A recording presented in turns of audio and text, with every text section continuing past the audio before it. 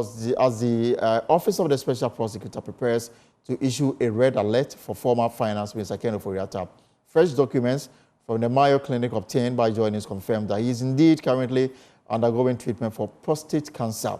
The Special Prosecutor yesterday reactivated Mr. OforiAtta's name on the wanted list after his lawyers failed to produce him for interrogation by the agreed June 2nd deadline. That was yesterday.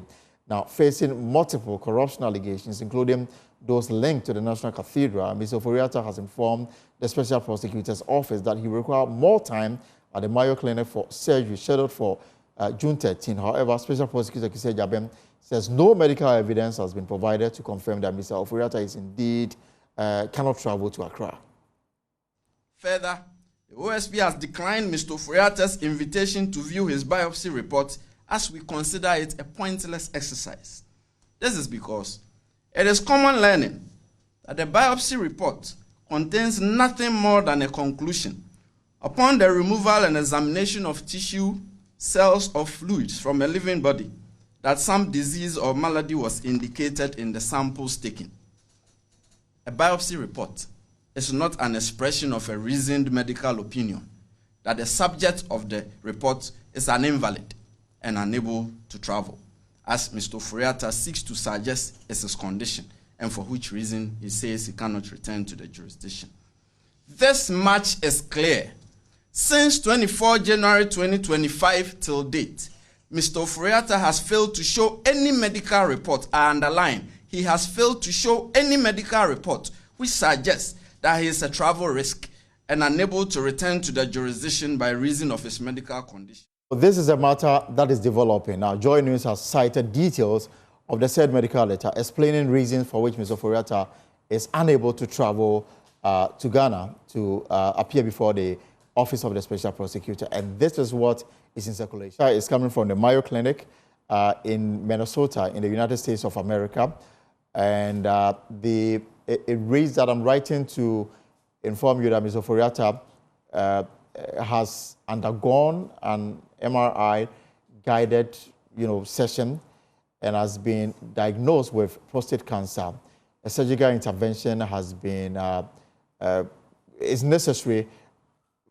has been deemed necessary after the testing and MRI and biopsy procedure in March 2025. As I indicated in my February letter, the surgical procedure has been scheduled for June 13 with Dr. Paras Shah of the Department of Urology, and there's an attached letter which we don't have. And the letter says that it is hoped that a closer date may open up. Now, following the procedure, Mr. OforiAtta will require a recovery period before he's able to travel to his home country. That's very instructive to note. Until he is recovered, he cannot travel to Ghana. Now, the letter ends by saying, please feel free to contact me if you require any additional information or have further questions. Best regards, Ahmed Abdurrahman, and he's a section of international medicine in Rochester, Mayo Clinic, Rochester, Minnesota. And this is a letter that came into circulation today. Now, former presidential advisor on health, Dr. Nsia Asare, believed the OSP should prioritize reaching out to the Mayo Clinic or the Ghana Embassy for more detailed information on this matter. A report from Mayo Clinic. Yes. Mayo Clinic letterhead, signed and stamped by the attending physician. I think that should be enough. Right. If he thinks that he has a problem with it as a special prosecutor, he should just take a phone or use the Ghana Embassy in the U.S. to cross-check for him from Mayo Clinic. It's as simple as that. Well, in a situation like this, I mean, there's been the concern that could Mr. OforiAtta at least, with some form of, coordination between Ghana and the U.S., transfer his treatment here to the capital so that he can be treated here equally? I mean, can this case not receive equal care here in Ghana? But he's being treated already over there. So why should he be transferred here to receive his treatment? Well, as a result of the situation ongoing, at least, so he's here and then he can attend also to the interrogation by the OSP. So if Mr. OforiAtta was your father or your uncle or somebody, will you give this advice? I'm just asking. We're just trying to understand the situation. I mean, if it is possible that some form of coordination can be done so that that treatment can be given him here. It's already been under management at Mayo Clinic. So that should be. And if anybody has any problems of it, you should deal with the doctors who are there to find out if he's fit to travel. The doctor should be able to tell the special prosecutor. If he's not fit to travel and there's other means of interrogating him, it can be done. So now with the digital world that we are in, you can easily interrogate anybody by Zoom. You can do interviews by Zoom and also tortures by Zoom so that you can talk to the person. If there's any documentation, his lawyers are here, and I'm sure he will pass through his lawyers to give to them. But if somebody is sick, first and foremost, it's important to manage the person properly. As a doctor, that's what if he's my doctor, that's what I would advise him to do. Well, lawyers for Mr. Ken OforiAtta says the special prosecutor lacks the technical expertise to determine if the medical letter contains sufficient grounds for his inability to travel. Frank Davis says Kisi Ejabin ought to focus on his legal pursuit instead.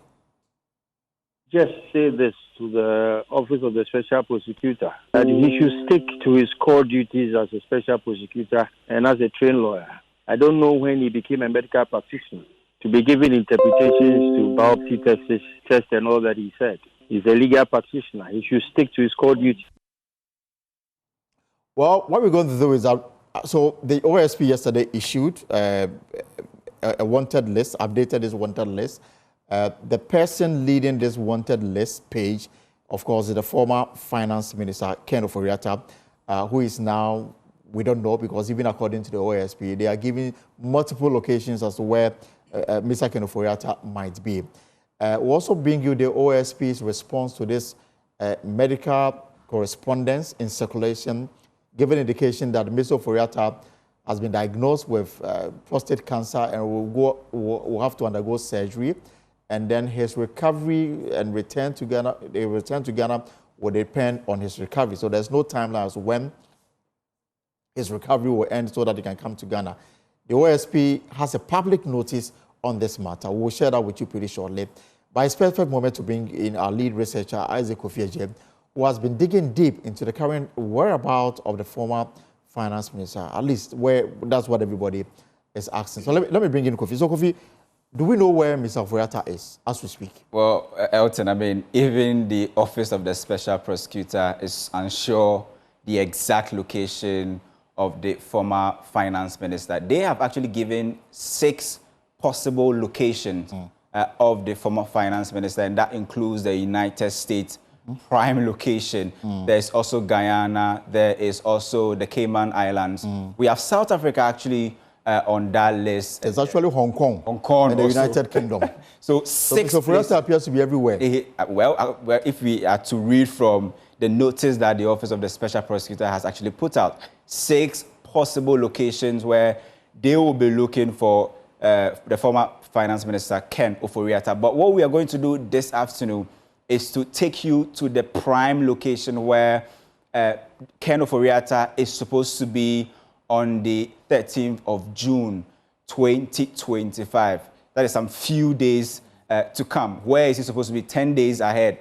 Where he's supposed to be, according to the letter that we have cited, actually signed by, Mayo Clinic. And we go to the smart wall right now, and I'm going to take you through where he is supposed to be for that surgery, for you to understand the whole, possible location thing that we are trying to do. So let's go to Mayo Clinic, which is somewhere in Rochester, New York. So the exact, address that was put on the letter is where we are taking you to. So this is actually the clinic, and this is the prime location where he's supposed to be on the 13th of June. Let's try and do some 3D analysis for you to understand what we are trying to put across. And if you zoom into the Mayo Clinic and try to do a 3D analysis, what you see is that this is where they expect the former finance minister to be for his surgery that he has actually booked on the 13th of June. So if you are looking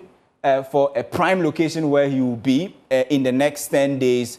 Per the letter that we have actually cited, he is booked for a medical, a surgery on the 13th here at the Mayo Clinic, somewhere Rochester in New York. And so this is what we've been gathering so far. And in fact, we're also trying to understand with the Mayo Clinic, it's not just in the US, there are 15 different representative offices scattered across, the world where, you can have a Mayo Clinic. And so that is the name of the hospital. But per the letter, what we are saying is in Rochester, somewhere, Minnesota. But we also understand that there are also 15 possible Mayo Clinic locations where Ken OforiAtta could be. But the prime location still remains here, Mayo Clinic, somewhere in Rochester, Minnesota. And it's according to the letter that yes, we have cited. Is indicating when you undergo the surgery. But does it indicate where exactly that surgery will take place? Well, that's supposed to be in Rochester, so definitely in the U.S., right? But what we also understand is that the letter that we have cited states that until the former finance minister, recovers from the, programmed surgery, he will not be able to return to the jurisdiction. And that was very instructive in the letter that we have cited. The OSP has already commented on that letter, saying that, look, we have not seen any letter. That letter has not been submitted to our office, and we are not in the know in terms of any content that that letter will have. But that letter we are seeing has been stamped and signed by the Mayo Clinic. All right. So for now, we also do not know whether Mr. OforiAtta, ahead of the surgery on June 13, is already in the hospital preparing himself, or he's residing in a residential home, or he's in Hong Kong, he's in UK, he's in Guyana, he's in Cayman Islands. We do not know. Yeah, but according to the OSP, these are 5 or 6 possible locations where he could be. So they've actually been left in the dark.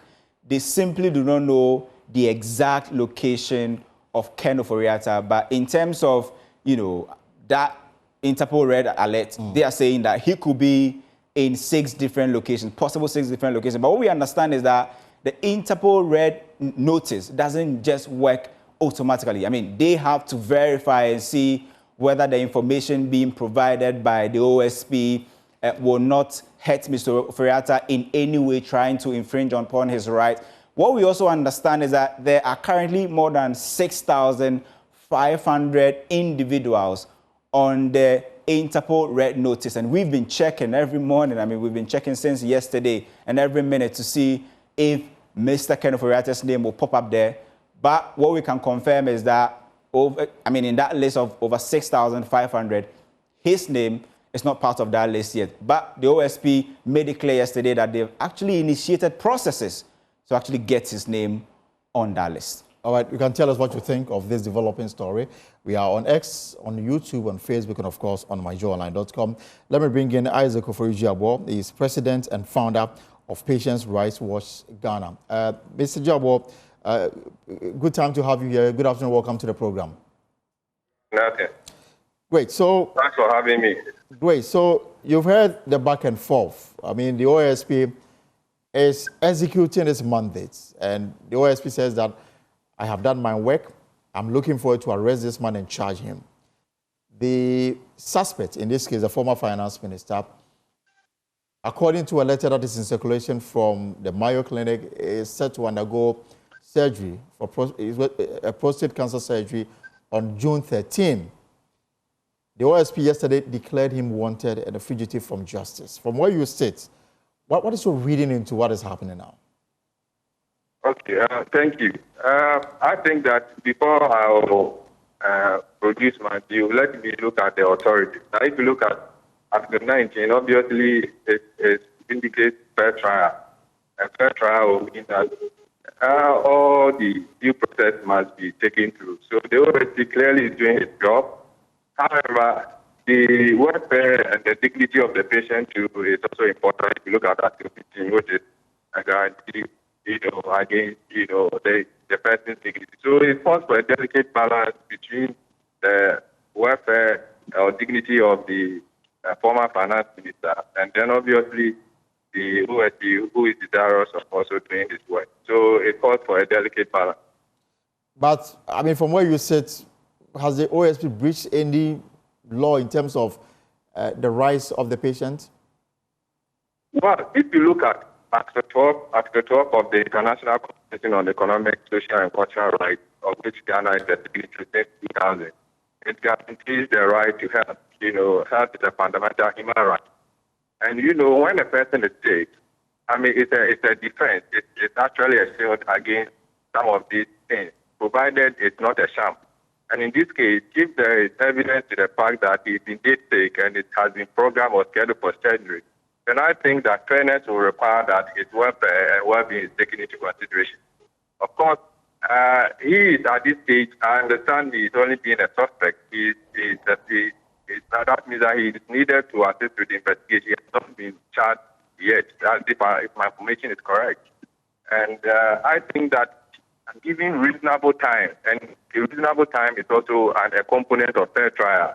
So the case is that if indeed it's scheduled for surgery, then the reasonable time will, in this case, will mean that the OSP may have to actually put the brakes and allow him to actually, attend to his life. But after all, if he loses his life, he will no longer be available for the OSP to prosecute. Listening to the OSP and the frustration that it is facing in getting this matter addressed, and the fact that even, for example, this correspondence that came from the Mayo Clinic. I mean, this came the day after the OSP had declared him wanted. And so the assumption here is that perhaps this is all being used as a cover to avoid accountability. Well, the law always has a remedy. I mean, the point is that once the Mayo Clinic is a reputable, distinguished medical facility operating in the U.S. jurisdiction, obviously they have produced a document to the effect that their client, in this case the Prime Minister, is not well and has been scheduled for surgery. I don't think that until we have evidence to the contrary, I don't think anybody has basis whatsoever to think that it's being used as a sham. And the due process will require that, evidence is the name of the game. Once there's evidence to the effect that he is sick, and remember, it's actually an evolving situation. One cannot really put a date or a strict timeline to it. We can only hope and pray that he gets better. Or until such a time that the OSP has reason to believe or has grounds to contrary that sickness in this case is being used as a sham, then I think that if it's being used as a sham, then he knows what to do. But in this case, it appears it is not a sham to the extent that the Mayo Clinic has put this reputation on it. And then the hospital, the indication on the correspondence is that 13th will be the date set for the surgery.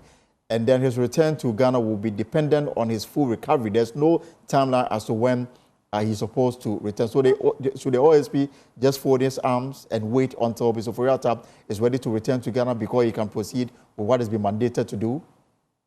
Well, sickness is a shield in law. It's not a sword. It's a shield. It's a shield to the extent that it is true, to the extent that there is actually ample evidence to that. There is a shield.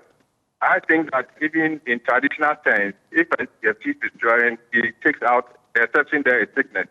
So once the person is sick, really, it's a matter of life and death. And I think if the person dies, you lose the person entirely. So it's important that the person's welfare in this matter is also taken into consideration. So I think that if the OSP has evidence to the contrary that the sickness in this instance is but a sham, it's only a sham, then that's a topic for a discussion.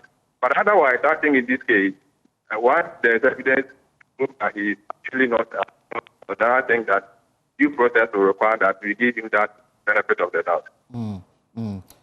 So maybe you advise for both parties as we move on this particular very important subject.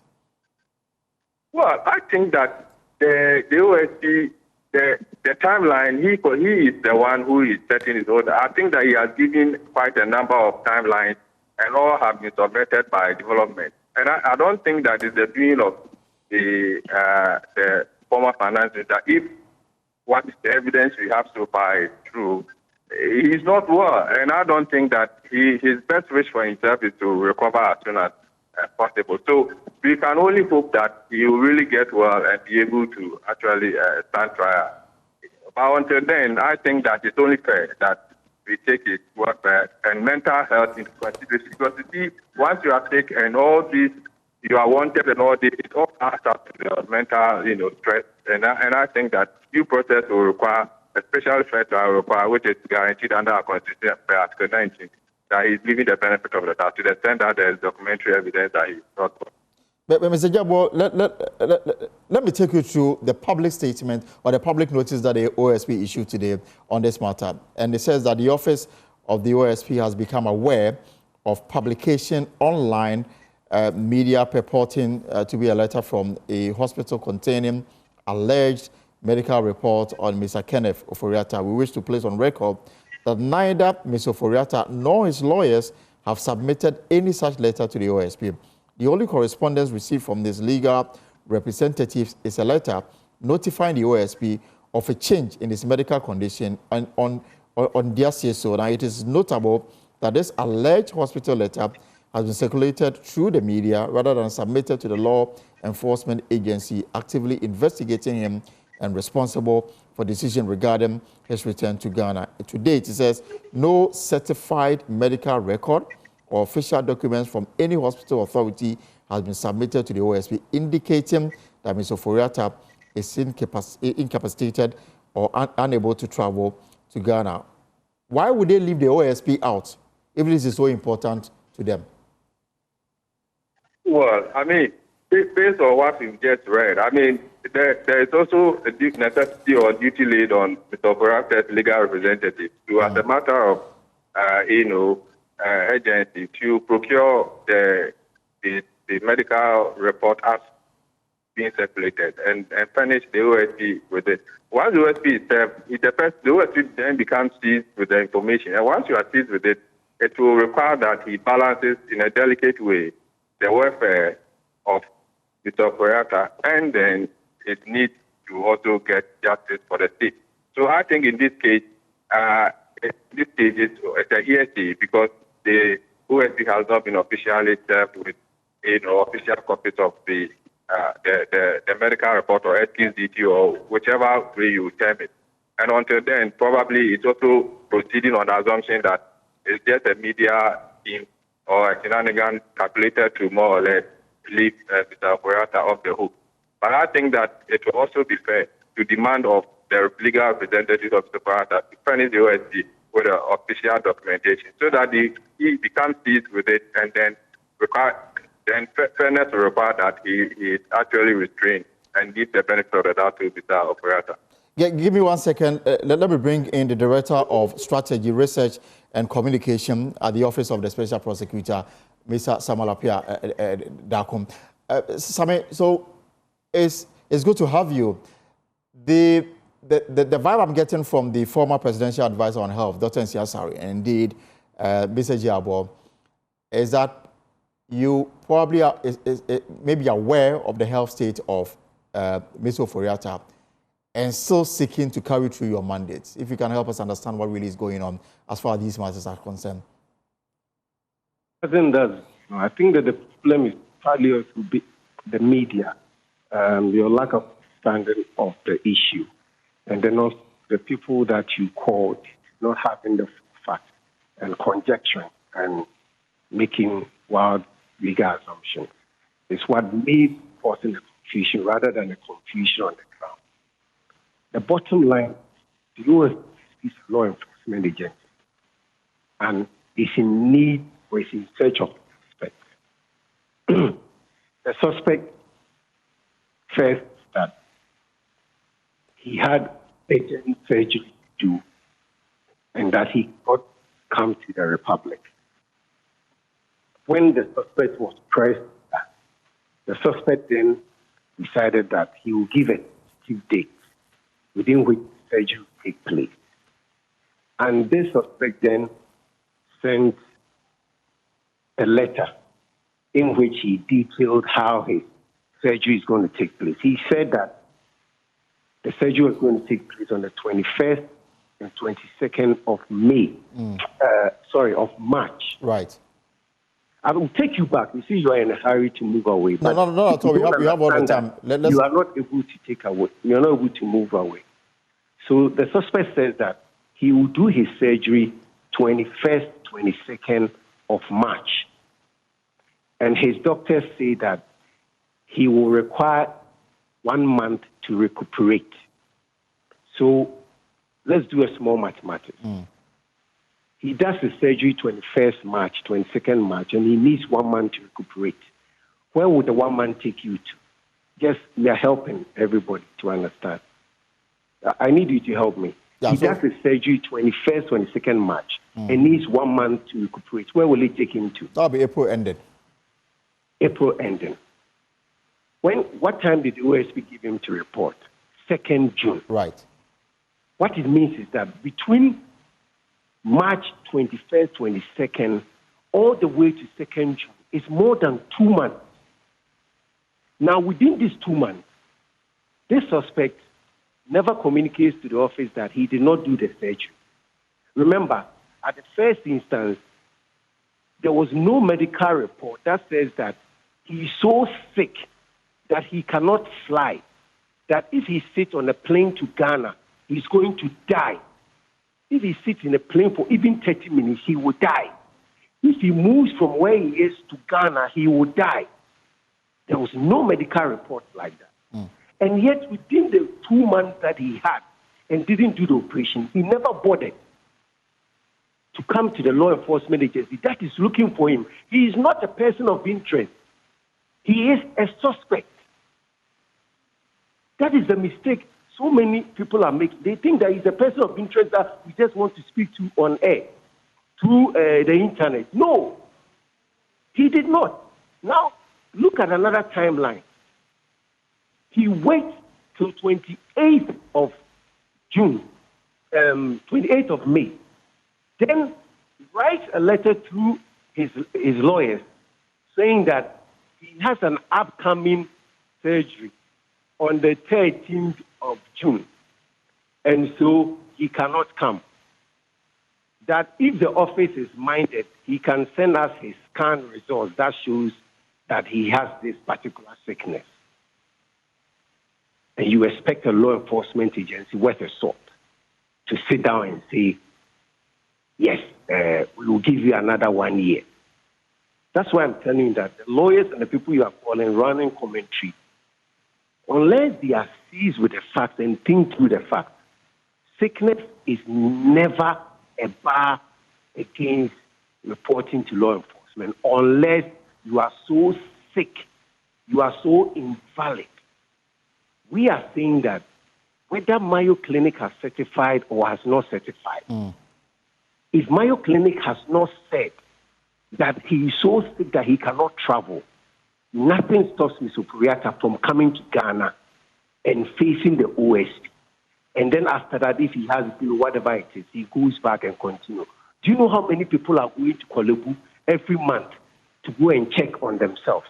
People are walking around and you don't know whatever they are going through. The only reason you may not be apprehended or you may not have to face the law enforcement is when you are so broken and in bed that you cannot move. But aside that, no other reason can be given to say that you should allow. You are saying that the person has decided not to appear because he had several opportunities not to appear. Right. If I can just ask, I mean, the public notice that you issued around 11 a.m. today, between that time and now, it remained what it is. No official communication from whatever entity, indicating that there is a scheduled prostate cancer surgery on the 13th of June. That officially you are not aware of, and you are operating with what you have. It's not about whether we are operating with what we have. It's not about whether there is a letter from Mayo. It's about whether there is certified medical report that says that Mr. Ofori-Atta is incapacitated and unable to travel back to Ghana. This is what you have to understand. And this is what I think Ghanaians understand. They will try and move the post because they've turned this into another propaganda and muddying of waters. It's not about whether he has a certified medical report from Mayo or not.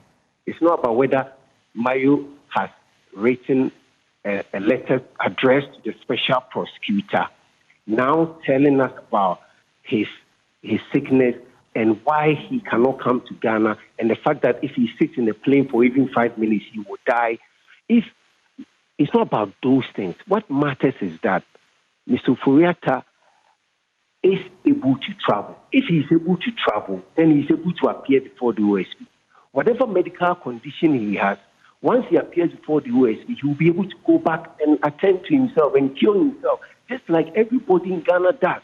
There are so many people who are suffering from different ailments, who have to go to abroad for treatment, who have to go to Kolebu for treatment, who have to go to Komfanoche for treatment. But that treatment is not every day. That treatment is not for so many months. They are in between where you go for the treatment. They are in between where you do it. And we are saying that when you've had the chance to do that, then you have to appear. That's all we are saying. So no matter how many lawyers they may drag to be able to drag this matter, all we are saying is that, is there a certified medical report by the medical administrator at Mayo Clinic saying that Mr. Ofori-Atta cannot travel? It's not just a letter saying he has an upcoming surgery. Because remember, there are timelines, there are periods. Right. Okay. Well, leave it here. So thank you for the clarity on this matter. Let me allow Council Giabo your final talks on this matter.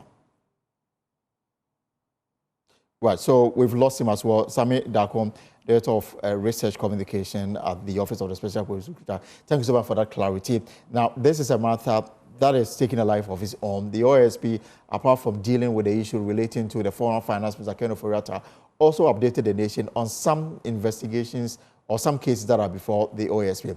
And according to Mr. Kisia Yabem, the office is set to file criminal charges by the end of June against some senior officials of the National Petroleum Authority and oil marketing companies, some oil marketing companies. Now, the charges relates to an alleged 1.3 billion cedi corruption scheme that reportedly took place between 2022 and 2024. The investigation launched in February 2025 also implicates former NPA CEO Mr. Ahmed in an embezzlement of funds from the Unified Petroleum Pricing Fund. According to Special Prosecutor Kisia Yabem, investigators have identified properties believed to have been acquired with the stolen funds.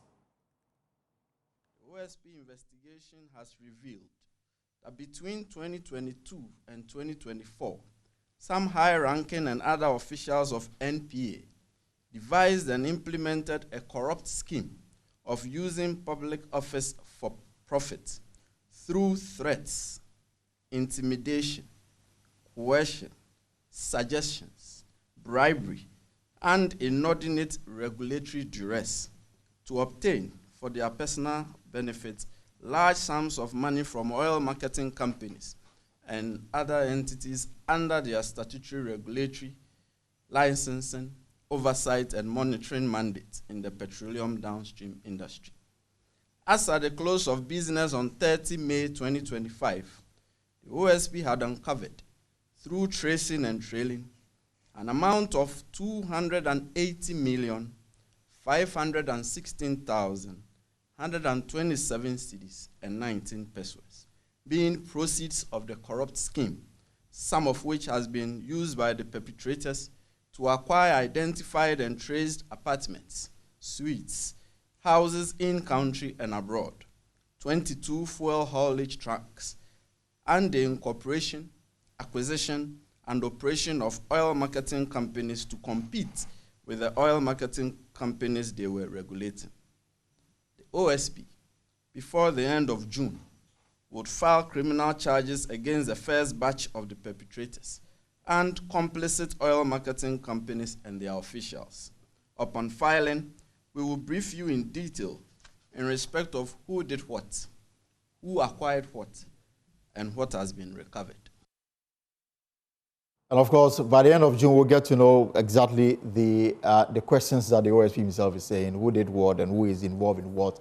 But let me bring in Mr. Vitus Aimto, anti-corruption campaigner, the OSP. is a specialized office responsible for the fight against corruption, fighting corruption-related matters. Mr. Aimto, you heard Mr. Kisi Ajabini yesterday. Clearly, the fight against corruption is not lost on us yet, at least with what the OSP is doing relating to the matters that he presented to the nation yesterday. No, I don't think that the fight against corruption is lost on us.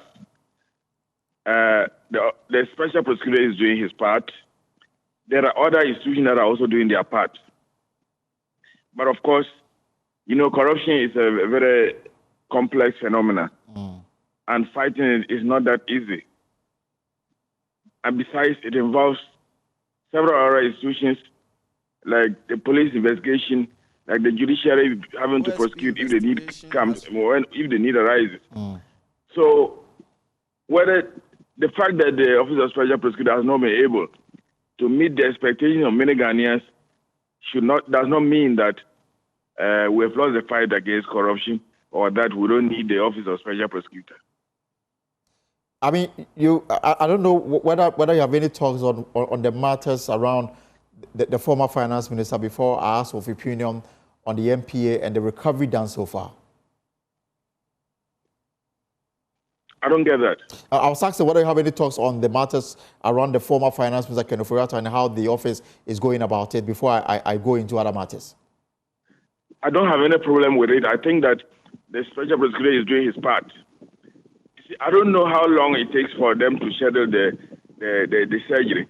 I think it was in February that he was first invited, and they said he was outside and having to go for surgery. For 3 months, that surgery has not been done, and now he's asking for another extension. And I think that the special prosecutor also has, as an investigator, has his ways of carrying out his investigations. He needed enough early information from Mr. Ofori-Atta before deciding whether to give the extension or not. And I think that information never came on a timely basis. And the special prosecutor can use his discretion to agree to extend his invitation or not, depending on the facts that he has on his hands. So that's how I look at it.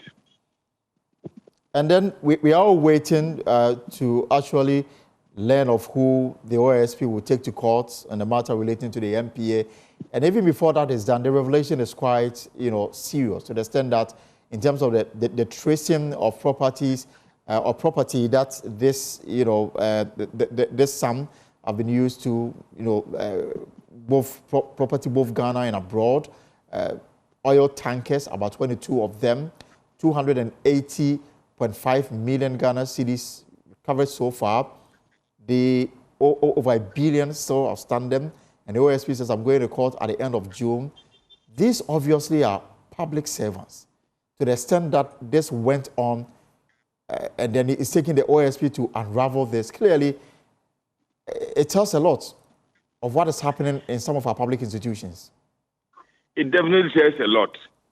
But the good thing is that the fact that it's being unraveled by a state institution, that alone would put a fear of God in a lot of them.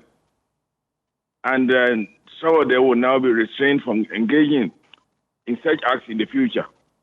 So even whether we are able to recover money or not, whether we are able to imprison people or not, the fact that the special prosecutor has been able to uncover these things, even like I've been saying, if you sit on TV and you see your name, your wife and children sitting there and they see your name being put on TV that you are engaged in some acts of corruption, that alone is something that would put some fear in those who intend to go down such a line in the future. And so I don't think that we should just say that, we've lost the fight against corruption or that we don't need officers. We need them to help us. All right. Even civil society, people say, civil society, what are you doing? But the existence of civil society helps to curb corruption to some extent, even though it doesn't solve the entire problem. We'll leave it here for now. Mr. Vitus Aimto, thank you so much for your contribution to this topic. As we end this segment on the show, the pause is brought to you by Defend Drill, cough expectorant, clears chest congestion, smoothing cough and fight a common cold, helping you breathe easy and feel better. Defendril is available in all pharmacies and OTCs across Ghana, but not recommended for children under 6 years. For bulk purchase, please visit Rapid Improvement Pharmaceuticals. They are on the Spinters Road, next to Royal House Chapel, or contact them on 053-666-1432. That's 053-666-1432. Defendril, breathe easy, feel better. When we return, we'll talk about health. Stay put.